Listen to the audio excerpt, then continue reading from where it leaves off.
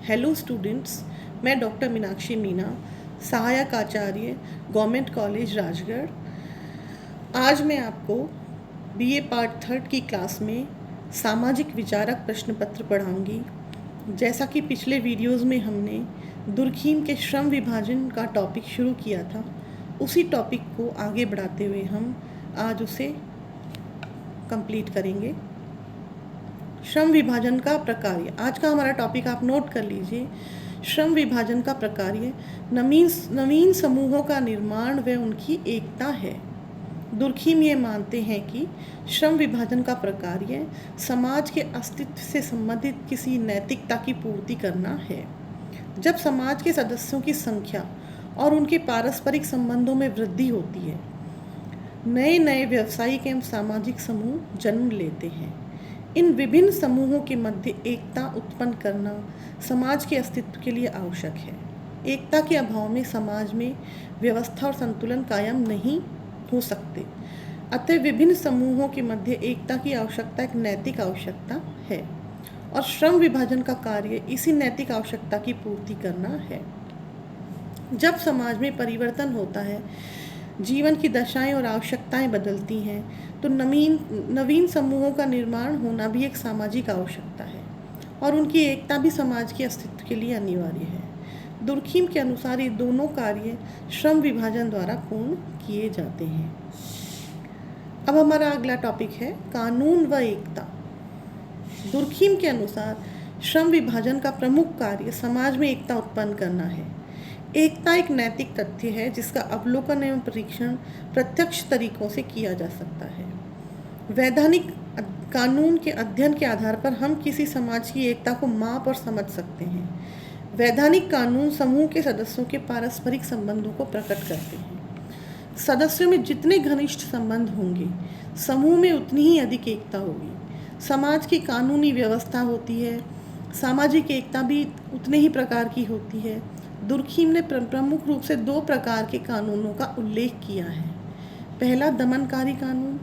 ये सार्वजनिक कानून होते हैं जो कि व्यक्ति एवं राज्य के संबंधों का नियमन करते हैं। इसमें व्यक्ति की बजाय सामूहिक हितों को अधिक महत्व दिया जाता है। दमनकारी कानून भी दो प्रकार के होते हैं। दंडकारी कानून, जिनका संबंध कष्ट देने, हानि पहुंचाने, हत्या करने, स्वतंत्रता का हनन करने से है। दूसरा है व्याप्त कानून, जो कानून नैतिकता के आधार पर संपूर्ण समूह में व्याप्त होते हैं। प्रतिकारी कानून हमारा अगला टॉपिक है। पहला था दमनकारी कानून, दूसरा है प्रतिकारी कानून। प्रतिकारी कानून का उद्देश्य व्यक्तियों के पारस्परिक संबंधों में उत्पन्न असंतुलन में सामान्य स्थिति पैदा करना है। इसके अंतर्गत दीवानी कानून, व्यावसायिक कानून, संवैधानिक एवं प्रशासनिक कानून आदि आते हैं। दमनकारी कानूनों द्वारा जिस प्रकार की एकता उत्पन्न होती है उसे दुर्खीम यांत्रिक एकता कहते हैं।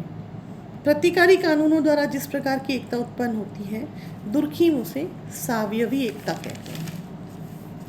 अब हम शुरू करेंगे सावयवी एकता की अवधारणा। सावयवी एकता क्या है?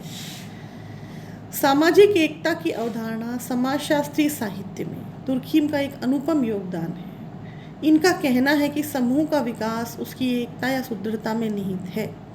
यह एकता सर्वोच्च शक्ति है तथा व्यक्ति इसी एकता के अंग हैं। दुर्खीम स्पष्ट करते हैं कि समाज में दो प्रकार की एकता के रूप जन्म लेते हैं। पहला है यांत्रिक एकता, दूसरा है सावयवी एकता। अब यांत्रिक एकता क्या है, पहले इसका अध्ययन हम कर लेते हैं। सरल, आदिम और प्राचीन समाजों में यांत्रिक एकता पाई जाती है। समूह के सदस्यों में पाई जाने वाली समानताएं इस एकता का आधार हैं। इन समाजों में लोगों की परिस्थितियों, भूमिकाओं, विचारों, विश्वासों और जीवन शैलियों में मानसिक, सामाजिक और नैतिकता में समानता पाई जाती है। सरल, आदिम व प्राचीन समाजों का आकार बहुत छोटा होता है। लोगों की आवश्यकताएं सीमित होती हैं, लगभग समान होती हैं। उन पर परंपरा, जनमत, धर्म का नियंत्रण और दबाव होता है। अब यांत्रिक समाज की विशेषताएं नोट कर लीजिए। पहली है अभेदीकृत या भेदभाव रहित समाज। यांत्रिक समाज के अंतर्गत आदिम समाज या ग्रामीण समाज आते हैं। इन समाजों में आयु, लिंग, आनुवंशिकता के आधार पर गैर बराबरी पाई जाती है, किंतु आर्थिक विषमता का भयंकर रूप नहीं पाया जाता।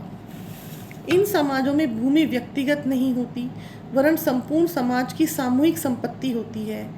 गांव या कबीले का मुखिया आनुवंशिकता के आधार पर दूसरों से ऊंचा होता है। निर्णय पंचायतों द्वारा लिए जाते हैं। ऐसे गांवों में मानसिक, सामाजिक, नैतिक सभी क्षेत्रों में एकरूपता पाई जाती है। उनके विश्वासों, व्यवहारों, मतों में समरूपता पाई जाती है। परंपरा ऐसे समाजों में एकरूपता उत्पन्न करती है। ऐसे समाजों में व्यक्तिवाद का अभाव पाया जाता है। दूसरा पॉइंट है व्यक्ति का द्वैतिक स्थान। यांत्रिक समाज वाले समाजों में सामूहिक चेतना का प्रभुत्व होता है। समाज के विश्वासों, संवेगों में समाज के प्रत्येक सदस्य की भागीदारी होती है। समाज का कोई भी सदस्य इनमें शंका उठाता है तो इसका तात्पर्य है कि वह एक समाज को चुनौती दे रहा है जिसे समाज स्वीकार नहीं करता। सामूहिक चेतना पीढ़ी दर पीढ़ी चलती रहती है। ये व्यक्ति व समय के ऊपर है। नंबर 3, सामूहिक चेतना का प्रभुत्व। यांत्रिक समाजों में सामूहिक चेतना का प्रभुत्व होता है। समाज के विश्वासों व संवेगों में समाज के प्रत्येक सदस्य की भागीदारी होती है। जब समाज का कोई भी सदस्य इसमें शंका उठाता है तो इसका तात्पर्य है कि वह समाज को चुनौती दे रहा है जिसे समाज स्वीकार नहीं करता। सामूहिक चेतना पीढ़ी दर पीढ़ी चलती रहती है। चौथा पॉइंट है दमनकारी कानून की प्रधानता। यांत्रिक एकता वाले समाजों में सामूहिक चेतना का प्रभुत्व होता है। समाज के विश्वासों और संवेगों में समाज के प्रत्येक सदस्य की भागीदारी होती है। जब समाज का कोई भी व्यक्ति इनमें शंका उठाता है तो इसका अर्थ है कि वह समाज को चुनौती दे रहा है जिसे समाज स्वीकार नहीं करता। सामूहिक चेतना पीढ़ी दर पीढ़ी चलती रहती है। यह व्यक्ति और समय के ऊपर है। पॉइंट 5, दमनकारी कानून की प्रधानता। यांत्रिक एकता वाले समाजों में दमनकारी कानून की प्रधानता पाई जाती है। दमनकारी कानून का उद्देश्य समाज की एकता को बनाए रखना है। सामूहिक चेतना को चोट पहुंचाना अपराध माना जाता है और समाज ऐसे व्यक्ति को दंड देता है। दमनकारी कानून का उद्देश्य व्यक्ति के स्थान पर सामूहिक हितों की रक्षा करना होता है। अगला पॉइंट है हमारा छठा पॉइंट, नैतिकता। यांत्रिक एकता वाले समाजों में सामाजिक एकता का आधार नैतिकता होती है। यद्यपि यांत्रिक व सावयवी दोनों प्रकार के समाजों में नैतिकता के धरातल पर ही समाज खड़े होते हैं, किंतु सावयवी समाजों में नैतिकता कमजोर हो जाती है। यांत्रिक समाजों में नैतिकता के आधार पर ही अपनी सुदृढ़ता व नियंत्रण को समाज बनाए रखता है। नेक्स्ट पॉइंट है अपना 7th पॉइंट, सजातीयता। यांत्रिक समाजों में सजातीयता कम होती है, अतः हर क्षेत्र में सजातीयता पाई जाती है। जनमत का अधिक महत्व होता है। जनमत की एक रूपता भी समाज में सुदृढ़ता स्थापित करती है। अगला पॉइंट है 8वां, राजनीतिक जीवन। यांत्रिक समाजों में न्याय, दंड व सामाजिक मामले सारे समूह द्वारा सामूहिक रूप से निपटाए जाते हैं। सारा समूह या समुदाय मिलकर ही कानून बनाने, उसे लागू करने एवं कानून का उल्लंघन करने वालों को दंड देने का कार्य करता है। समाज का कोई भी मामला व्यक्तिगत न होकर सामूहिक होता है, अतः आम सभा में ही इन्हें निपटाया जाता है। 9th पॉइंट है आर्थिक संगठन। यांत्रिक समाज में अर्थव्यवस्था भरण पोषण वाली होती है। भोजन, वस्त्र और आवास की पूर्ति भी इन समाजों में कठिनाई से ही होती है। इनमें विशेषीकरण का अभाव पाया जाता है। उत्पादन की प्रक्रिया में भी परिवार व समुदाय के सभी लोग भाग लेते हैं। वर्गों का अभाव पाया जाता है व संपत्ति सामूहिक होती है। लास्ट पॉइंट है 10वां, धार्मिक संगठन। यांत्रिक समाजों में धर्म की प्रधानता होती है। इनमें धर्म का प्रारंभिक स्वरूप टोटमवाद के रूप में पाया जाता है। टोटम की पूजा की जाती है। टोटम ही धार्मिक क्रियाओं का केंद्र होता है। धर्म सामाजिक नियंत्रण का प्रमुख साधन होता है। इस प्रकार आज आपने अध्ययन किया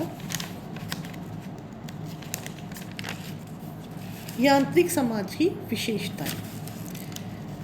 कल हम अपने नेक्स्ट वीडियो में पढ़ेंगे सावयवी एकता। आज के लिए बस इतना ही। नमस्कार।